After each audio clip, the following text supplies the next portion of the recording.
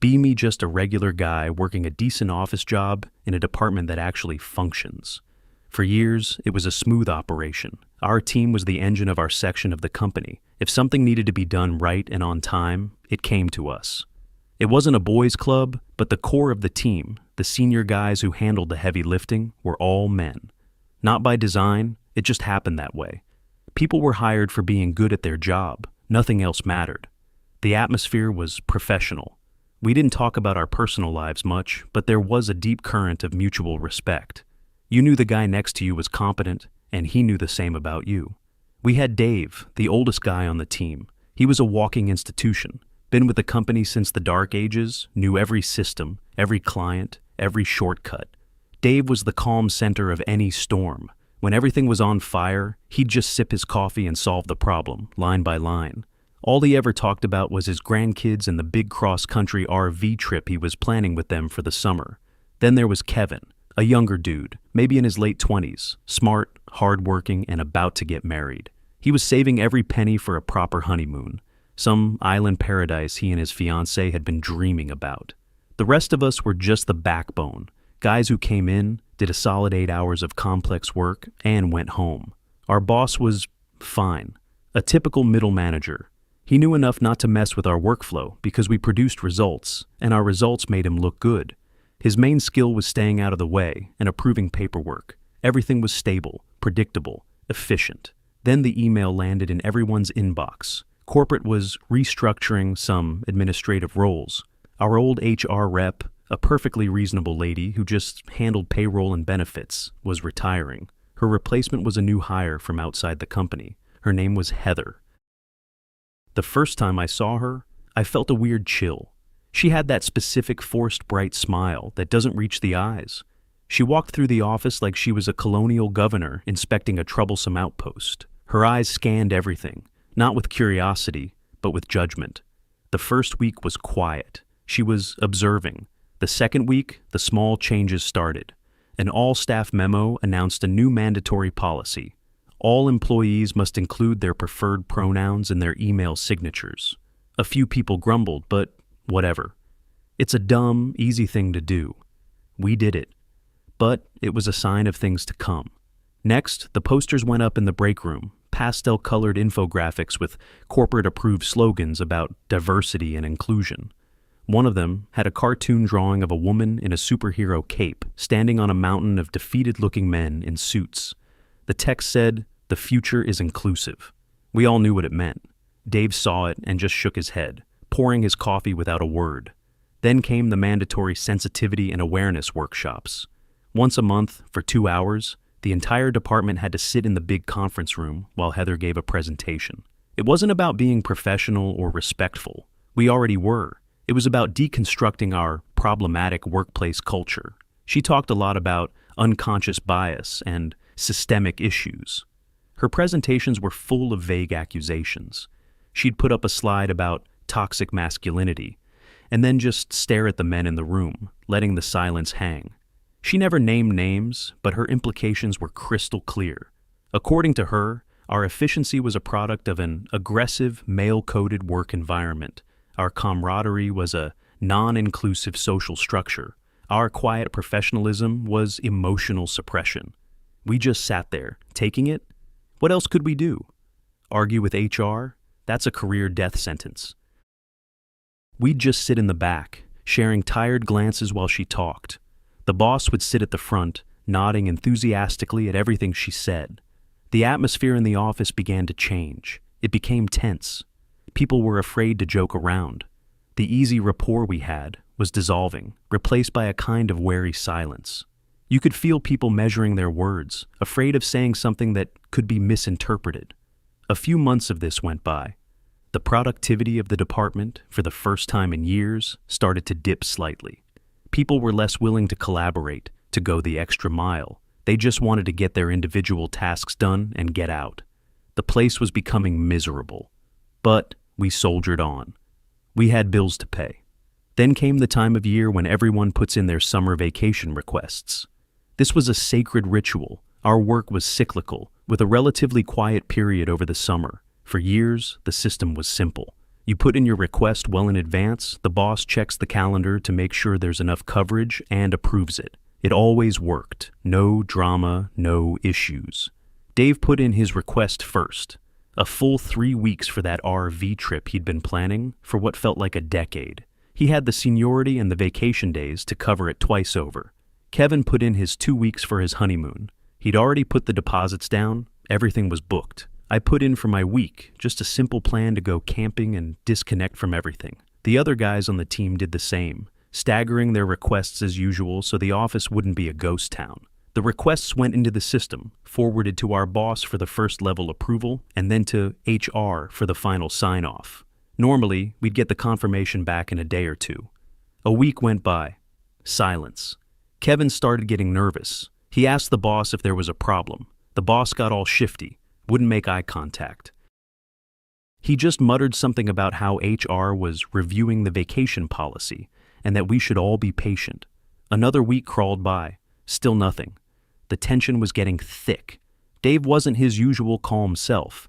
You could see the worry etched on his face. And then the email came.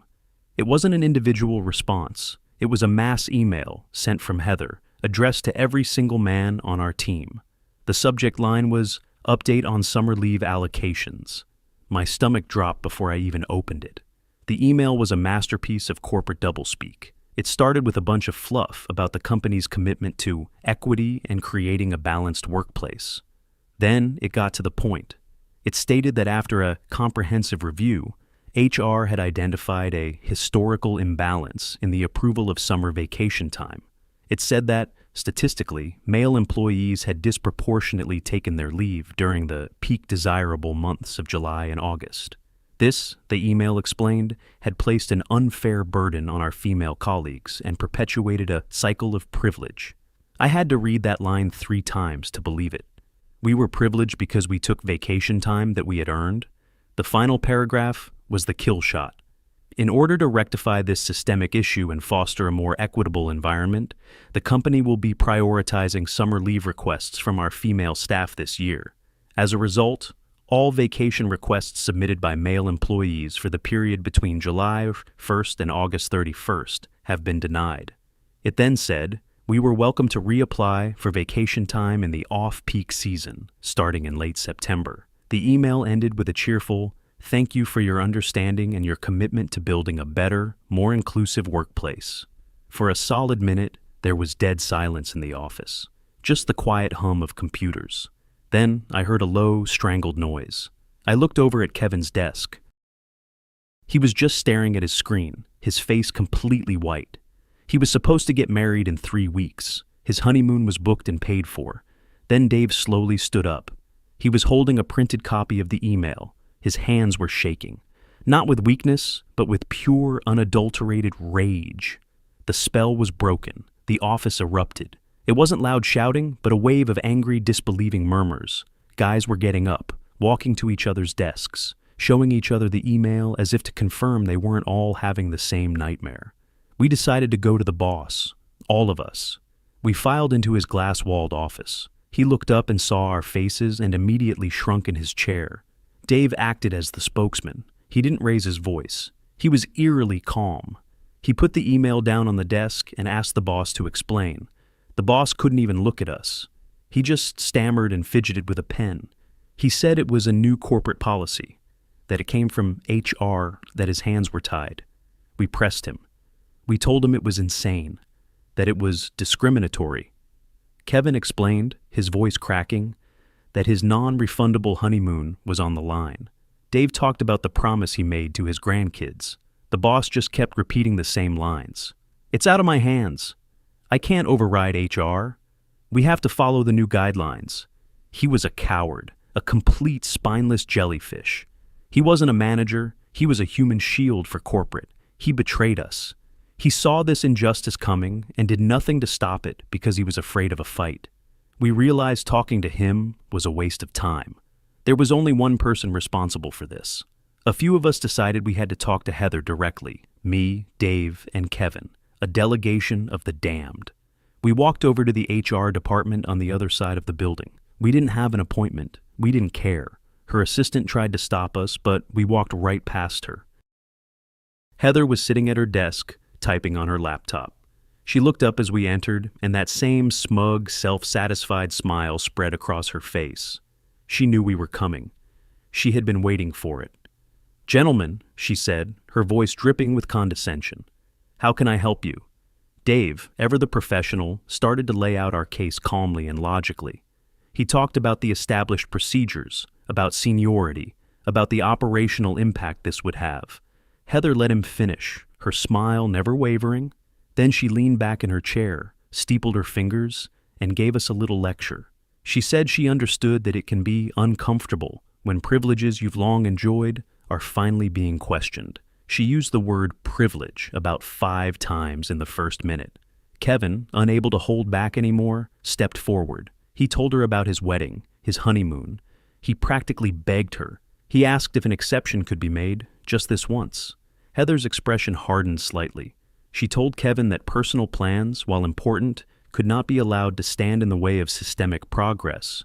Then she said something I will never forget.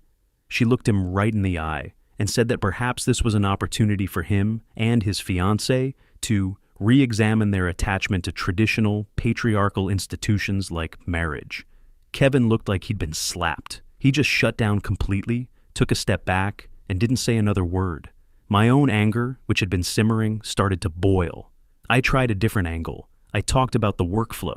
I explained that the entire senior team being denied vacation for the 2 quietest months of the year meant we'd all have to take it during the busiest fall season, which would cripple our projects.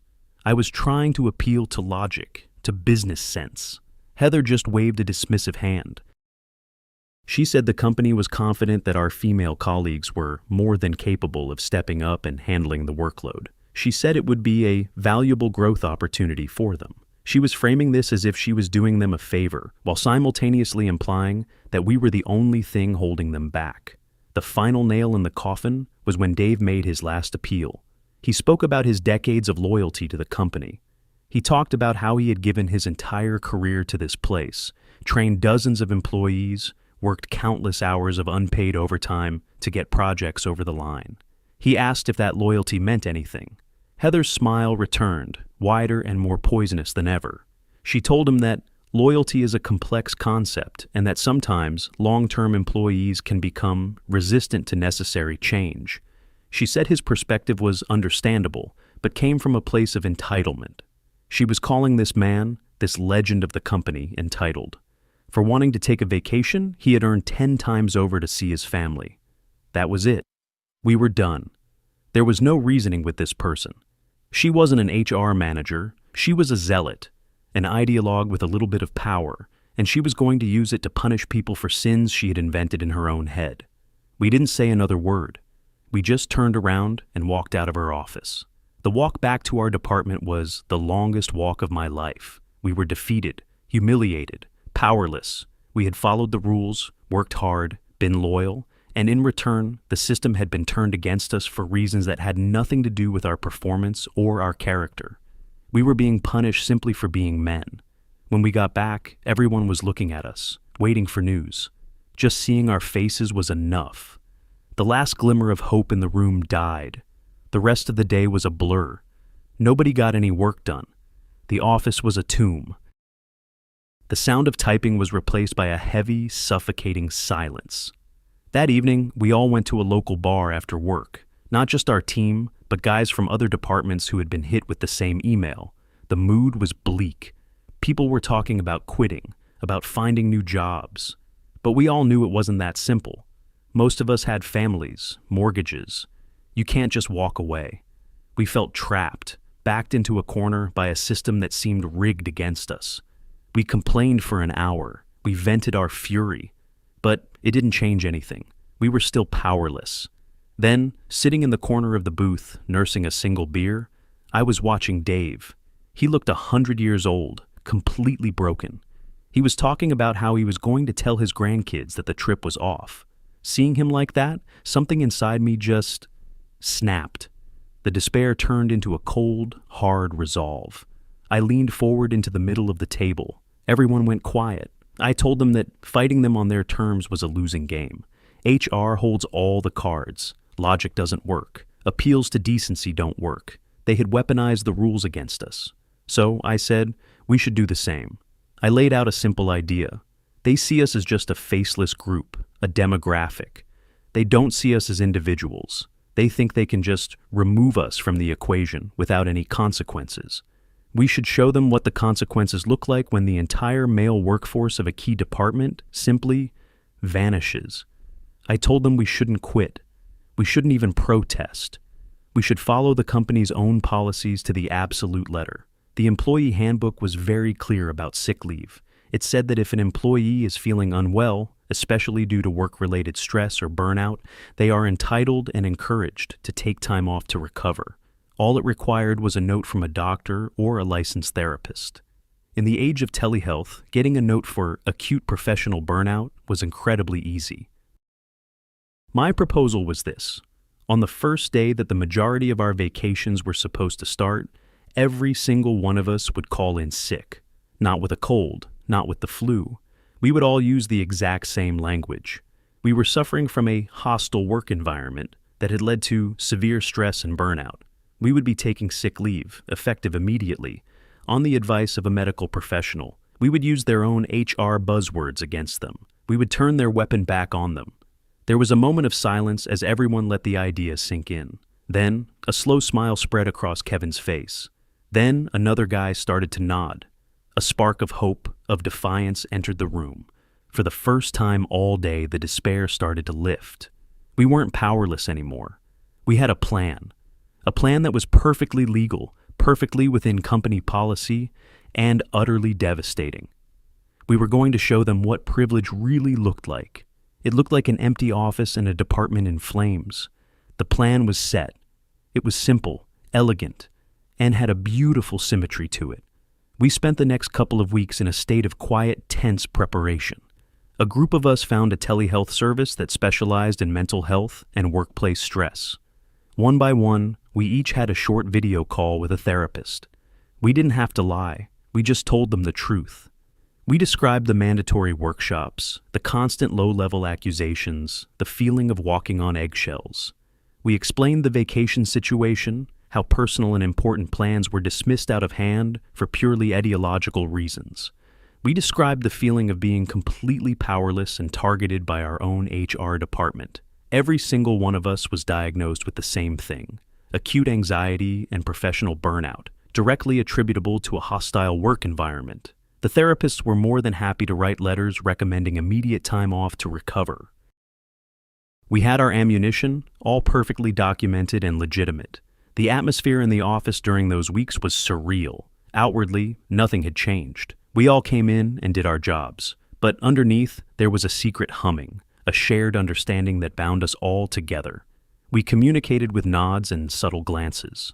A look across the cubicle farm was enough to say, "Stay strong, the day is coming." Heather, meanwhile, was on a victory lap. She was obnoxiously cheerful, walking around the office with an air of profound self-satisfaction. She had won.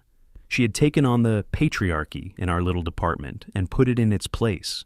She made a big show of personally approving the vacation requests for several of the women on the team, talking loudly about how happy she was to be empowering them. To their credit, most of the women looked deeply uncomfortable with the whole situation. They knew what was happening was wrong. A few of them even quietly apologized to us, saying they had nothing to do with it. We told them we knew. Our issue wasn't with them, it was with the system and the person who had hijacked it. The boss continued his pathetic act of avoiding eye contact with any man in the department.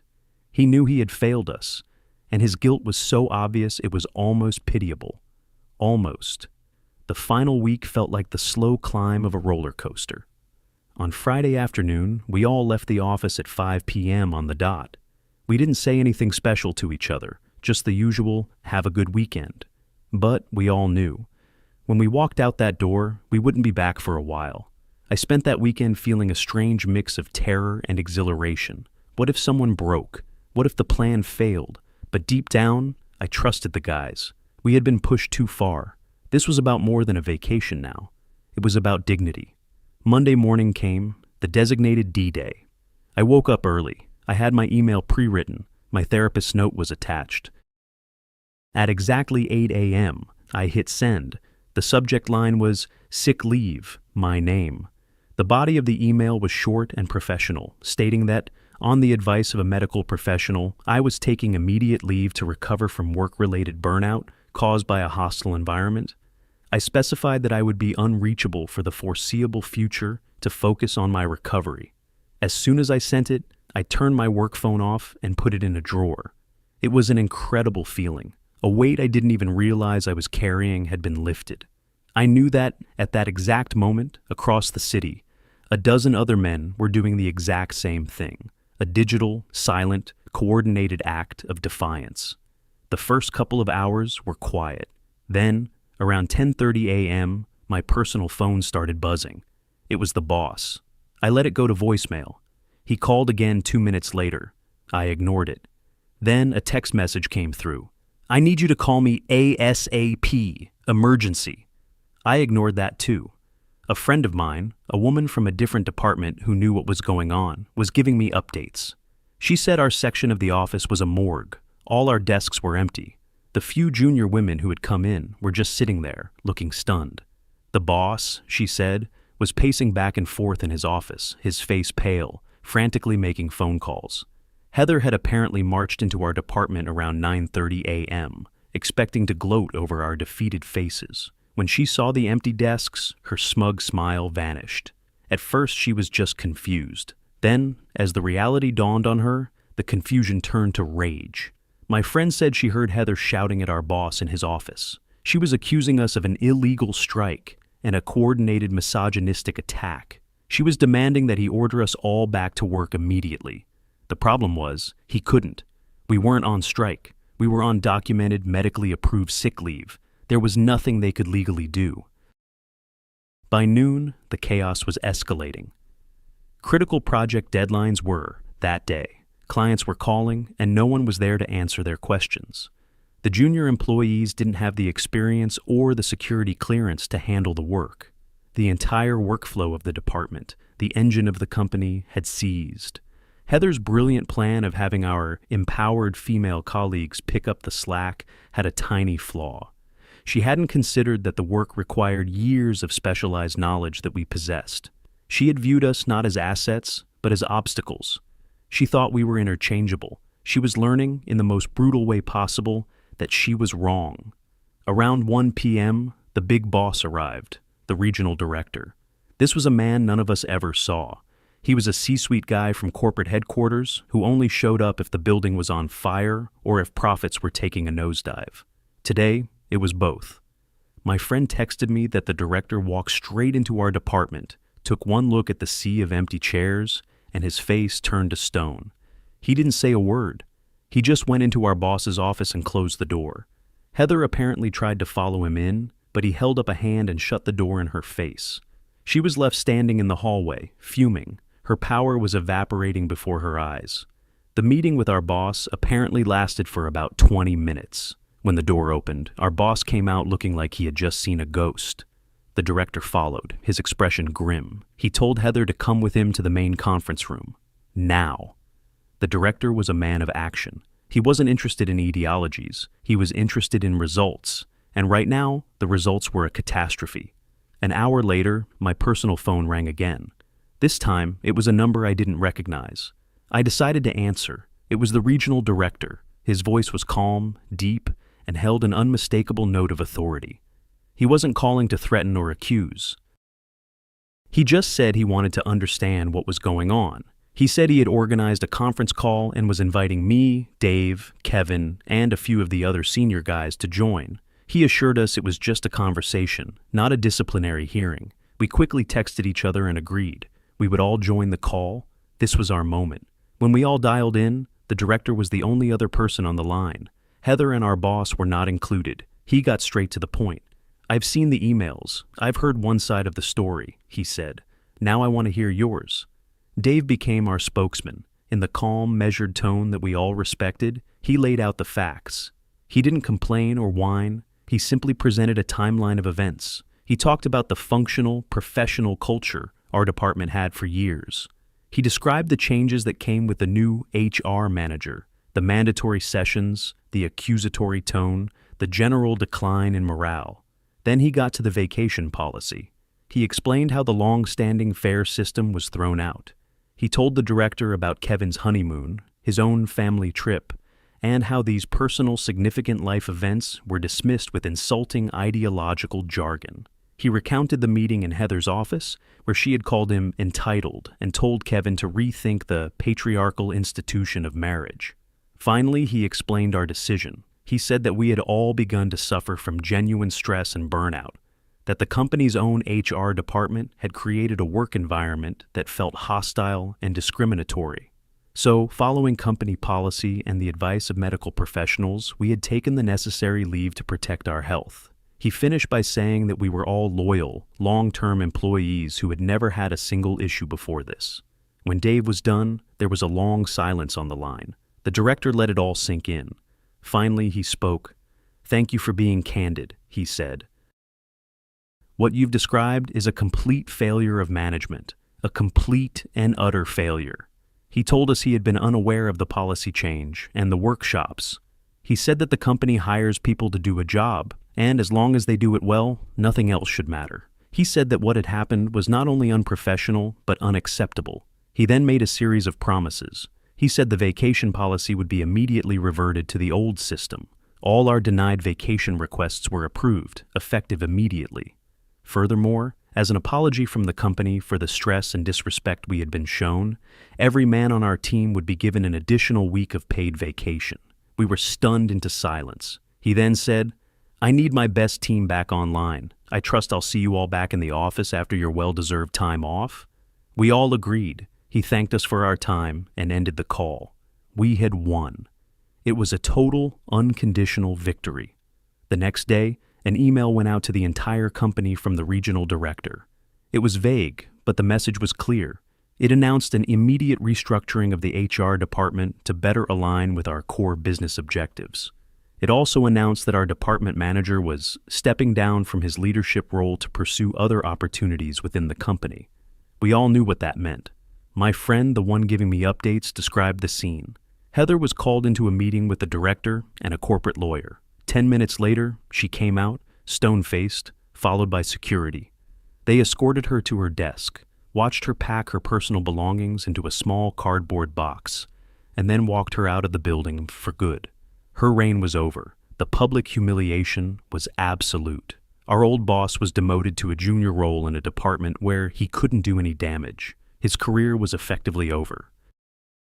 When we eventually returned to work after our vacations, the atmosphere was completely different. The posters were gone, the workshops were canceled, the tension was gone. It was like a fever had broken. A new no-nonsense HR manager was brought in, and the first thing she did was hold a meeting where she said her only job was to process payroll and make sure no one broke the law. Things went back to normal, better than normal actually, because we had learned something important.